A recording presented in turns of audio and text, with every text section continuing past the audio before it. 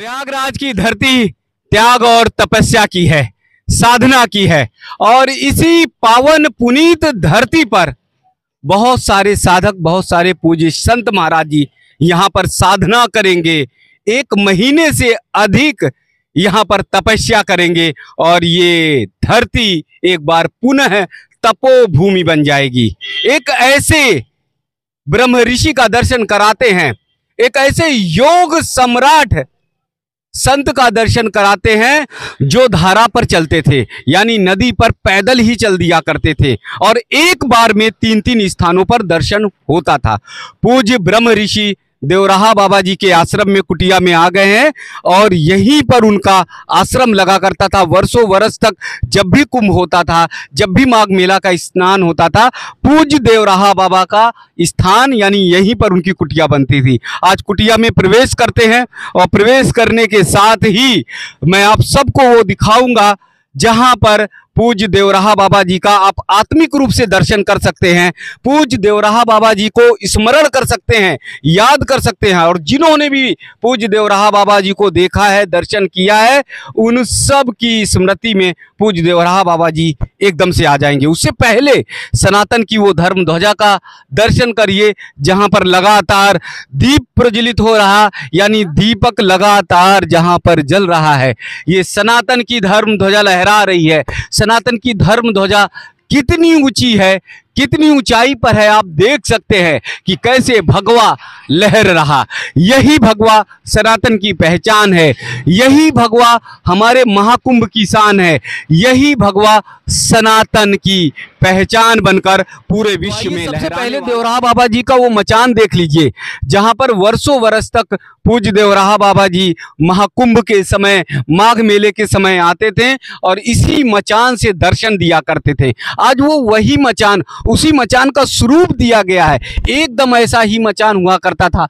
हालांकि इस समय चूंकि लकड़ी है, आधुनिक युग है, तो बीम है, तमाम चीजें अलग अलग तरह की, यानी आधुनिक मचान दिखाई दे रहा, लेकिन आपको एकदम से स्मृति में वही मचान आएगा, वही मचान आपको दर्शन होगा जो वर्षों से यानी 1990 से पहले पूज्य देवराहा बाबा जी दर्शन दिया करते थे। जिस मचान से, उसकी ऊंचाई आप देख सकते हैं, एकदम कपास का ये मचान बना हुआ है और यहीं से पूज्य देवराहा बाबा जी को आप नमन कर सकते हैं, वंदन कर सकते हैं, स्मरण कर सकते हैं। 90 से पहले के तमाम ऐसे लोग हैं जिन्होंने पूज्य देवराहा बाबा जी का दर्शन किया और बहुत सारी कथाएं, बहुत सारी कहानियां पूज्य देवराहा बाबा जी के बारे में है। एक साथ 3-3 स्थानों पर दर्शन दिया करते थे। पूज्य देवराहा बाबा जी जल पर चलते थे, यमुना जी, गंगा जी के जल पर जैसे कोई पैदल चलता वैसे ही चलते थे। आइए पहले आपको कुटिया दिखाते हैं, कुटिया का दर्शन कराते हैं जहां पे हमारे संत महाराज जी रहेंगे, विश्राम करेंगे। ये कुटिया भी देखिए कितनी पावन पुनीत है। जैसे ऋषि गणों की, संत गणों की ये कुटिया हुआ करती थी, वैसी ही कुटिया का स्वरूप दिया गया है। पूरी छप्पर की है, घास फूस की ये कुटिया बनी हुई है और इसी कुटिया में रहकर जो है पूज्य संत महाराज जी साधना और तपस्या करेंगे। ये कुटिया के गेट को खोलकर जरा उन्हें भी देख सकते हैं कि यहाँ पर जो कुटिया में व्यवस्था की गई है, घास फूस है और उसी घास फूस के पर रहेंगे, विश्राम करेंगे पूज्य संत महाराज जी, साधना तपस्या करेंगे। तो यहाँ पर रेती से जब मंत्रोच्चार होगा, यही रेती पर बैठकर जब साधना और भक्ति होगी तो कैसा अलौकिक स्वरूप होगा। प्रयागराज की ये धरती, ये पावन पुनीत जो संगम के तीरे है, जहां पर गंगा, यमुना, सरस्वती का समागम होता है, यहीं से जब रेती पर साधना और तपस्या होगी तो ये पुण्य भूमि अलौकिक हो जाएगी। आप सब अगर दर्शन करना चाहते हैं तो ये जो शास्त्री पुल है, शास्त्री पुल के एकदम नीचे पूज्य देवराहा बाबा जी की कुटिया है, आश्रम बना हुआ है, यहाँ आप आकर दर्शन कर सकते हैं। तो चलिए पूरा विस्तृत रूप से, विस्तार से इस कुटिया के बारे में और इस आश्रम के बारे में जानते हैं। जी महाराज जी प्रणाम। खुश रहो। जी जी, क्या नाम है महाराज? मैं नरेंद्र गिरी। जी जी, नरेंद्र गिरी दिल्ली पहाड़गंज से आया हूँ जी। और विगत वर्षों से, बहुत वर्षों से मैं यहाँ आ रहा हूँ, कुंभ मेले में ही आता हूँ और ये एक ऐसा पावन पुनीत स्थान है जो एक परमहंस जिन्होंने भगवान का आत्म दर्शन किया था, श्री देवराव बाबा जी, उनका ये स्थान है। और यहाँ पर वो जब भी कुंभ हुआ करते थे या माघ मेला हुआ करते थे तो वो यहाँ आते थे, और इसी स्थान से ये उनकी कुटिया ऊपर बनी हुई है, यहाँ से ही पब्लिक को वो दर्शन दिया करते थे।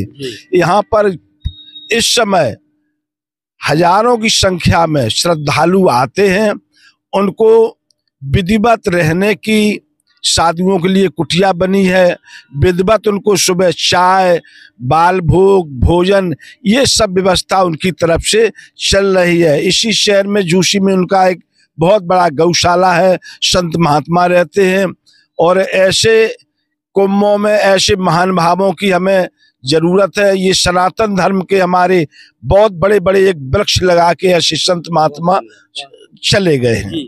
महाराज जी, मैं देख रहा हूँ कि आज टेंट हैं, आज टीन सेट हैं, लेकिन यहाँ पर जो कुटिया बनी हुई है वो शुद्ध एकदम पावन। ये आपने नाम सुना ही लिया है कि देवराव बाबा जी, और वो पुराने थे।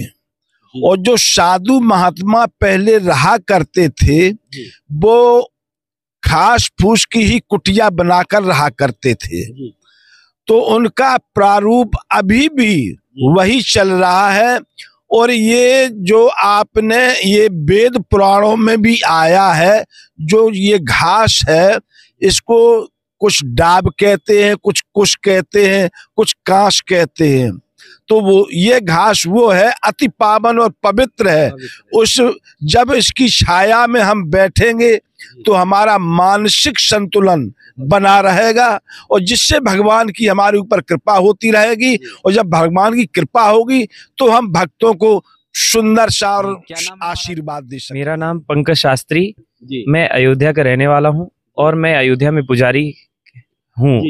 अभी फिलहाल हम लोग आए थे, रणछोड़दास जी महाराज का है ना टेंट बनना बाकी है।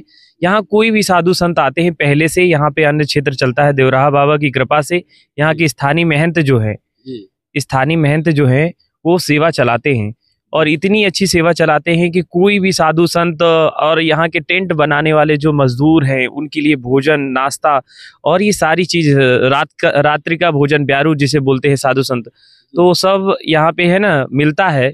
हाँ, सब मिलता है और भोजन लोग प्रेम से करते हैं। हम लोगों को तो आश्रय ये एक लास्ट वाली कुटिया है। हम 3 अयोध्या से आए हुए हैं, तो हमको महाराज जी ने आश्रय भी दिया है। हम युवा हैं महाराज जी, पूज्य देवराहा बाबा जी के बारे में क्या क्या सुन रखा है, कैसी ख्याति? हाँ, बाबा एक भगवत स्वरूप थे। ऐसे संत है ना भारत में है ना बार बार नहीं आते हैं। वो एक ऐसे संत थे कि जिनकी है ना हम लोग वीडियो के माध्यम से देखा है, कहानियों के माध्यम से सुना है।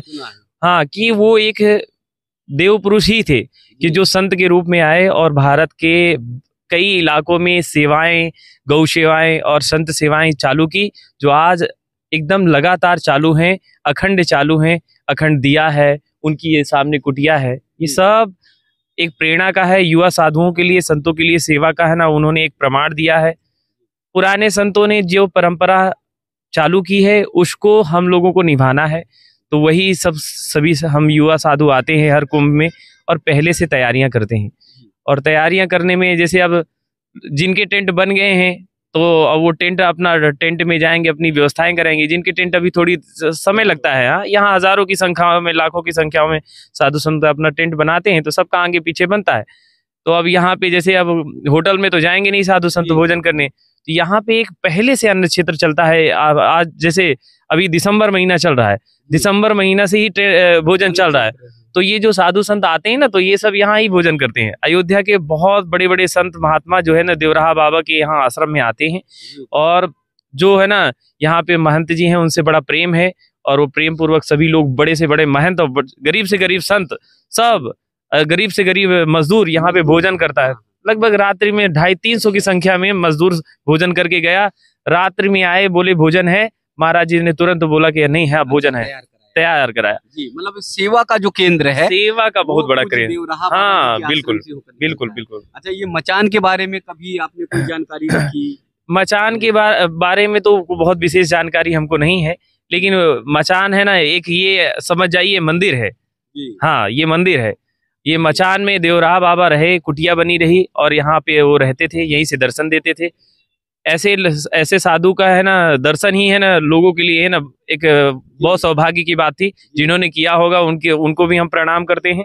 और जो साधु संतो देवराहा बाबा का हम आज उन्हें हृदय से प्रणाम करते हैं, उनकी सेवा को प्रणाम करते हैं। लगातार उनकी ये सेवा से हम बड़े प्रसन्न हैं।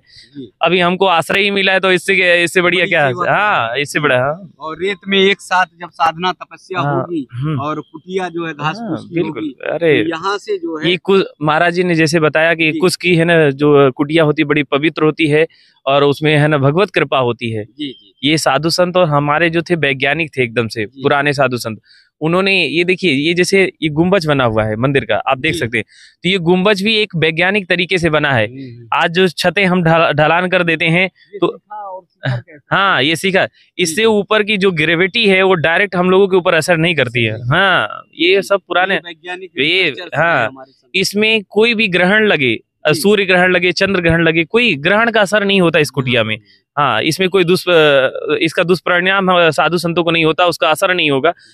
अभी भी परंपरा है कि अगर कोई ग्रहण लगता है तो जल में भोजन में कुछ डालने की परंपरा है। तो आप समझ जाइए पूरा कुछ से ही बना है तो उसमें कुछ डालने की जरूरत है नहीं। युवाओं के लिए क्या कहेंगे जो देश भर के युवा हैं? देश भर के युवाओं को हिंदू धर्म के लिए एकदम तन मन से धन से सबसे है ना साधुओं के साथ जुड़ना चाहिए, साधु संतों के साथ। मैं तो कल देख रहा हूँ ये अन्य क्षेत्र है और अन्य क्षेत्र है और पूरे देश के साधुओं की जो सेवाएं होती उनमें सबको अपने अपने है ना गुरु परिवार के साथ लोगों को जुड़ना चाहिए और यहाँ पे आके देखना चाहिए कि हमारा हिंदू धर्म क्या है, हमारी परंपराएं क्या हैं। हाँ, वो परंपराओं को समझना बहुत जरूरी है आज के समय में। आज हम युवा साधु हैं, अपने साधु संतों की परंपरा समझने के लिए ही यहाँ आए हैं और अपनी परंपरा को निभाने के लिए ही यहाँ पे है ना यहाँ रुके हुए हैं। यहाँ सभी लोग टेंट बनाते हैं। ये सब जो सुविधाएं हैं ये बनाई जाती हैं वो भक्तों के लिए बनाई जाती हैं। साधु संत सोचते हैं कि हमारे भक्तों का कल्याण हो। तो यहाँ पे देखो बहुत बड़े बड़े टेंट और पंडाल बनेंगे जिसमें से सभी के जो गुरु परिवार के लोग होंगे वो आएंगे और सभी सेवा करेंगे और आनंद करेंगे, कुंभ का आनंद लेंगे और स्नान करेंगे। अपना लगातार स्नान फिर है ही है, स्याही स्नान सभी साधु संतों। तो महाराज जी ने आह्वान किया है नई पीढ़ी के लोगों को कि वो नई पीढ़ी के लोग आए और अपनी परंपराओं को जाने, संत परंपराओं को जाने, पूज्य देवराहा बाबा जी के त्याग तपस्या के बारे में जानने की कोशिश करें कि कैसे वो साधना करते थे। अब देखिए ना, जब ये रेती पर साधना होगी, तपस्या होगी, इस रेती से उठती हुई मंत्रों की जो धुन होगी वो जब पहुंचेगी तब आप समझिए कि साधना की वो कहां तक पराकाष्ठा पहुंचेगी। यहाँ पर देखिए कासा आ गया है, कासा से हर जगह कुटिया तैयार की जा रही है। इतने सारे कासा है कि हर जगह कुटिया जो है वो कासे से तैयार की जा रही है। तो यहाँ का जो पावन पुनीत दर्शन है, यहाँ की जो पावन भक्ति है, यहाँ का जो पावन भाव है वो देखते ही बनता है। ये कुटिया का भी दर्शन कराएंगे। कुटिया बहुत बड़ा सौभाग्य होगा जो कुटिया का दर्शन कर पाएंगे, क्योंकि साक्षात यहाँ पर कुटिया का जो दर्शन है वो पावन पुनीत है। साक्षात ये कुटिया में देव विराजमान होते हैं, हमारे संतगण विराजमान होते हैं, साधना और तपस्या करते हैं। तो आप देख सकते हैं कि ये कुटिया जहाँ पर साधना होगी, तपस्या होगी, कासा की पूरी बनी हुई है, पूरा छांव है, शीतलता यहाँ पर प्रदान होगी। और जैसे पूज्य महाराज जी ने बताया कि जब ग्रहण लगता है तो एक कासा एक कुश को रख लेते हैं तो ग्रहण की जो शक्तियां होती हैं दुष्प्रभाव की वो निर्मूल हो जाती है। उसी प्रकार से यहाँ पर चारों तरफ कासा ही कासा है। तो आप समझ सकते हैं कि नकारात्मक शक्तियां पूरी तरह से दूर भागेंगी और यहाँ पर त्याग और तपस्या और साधना का भाव होगा। आप लोगों से निवेदन है, आग्रह है, जिनका बहुत बड़ा सौभाग्य होगा कि ब्रह्म ऋषि योग सम्राट पूज्य देवराहा बाबा जी का दर्शन किया है, वो सब यहाँ पर आएं, अपने बच्चों को लेकर आएं, अपने परिवार के लोगों को लेकर आएं, गांव से, घर से, कस्बे से, नगर से, सभी को, रिश्तेदारों को, सभी को सूचित करें कि देवराहा बाबा जी का प्रयागराज में संगम के तीरे स्थान है, यानी कुटिया बनी हुई है, वही मचान है, वहां पर दर्शन करें। तो आप सब अगर दर्शन करेंगे तो सनातन निश्चित रूप में सर्वोपरि होगा और सारे विश्व में सनातन की विजय पताका फहराएगी। जिस तरह से ये विजय पताका देख रहे हैं उसी तरह से सनातन की विजय पताका फहराएगी। आप सबको बहुत बहुत वंदन, आप सबको बहुत बहुत प्रणाम।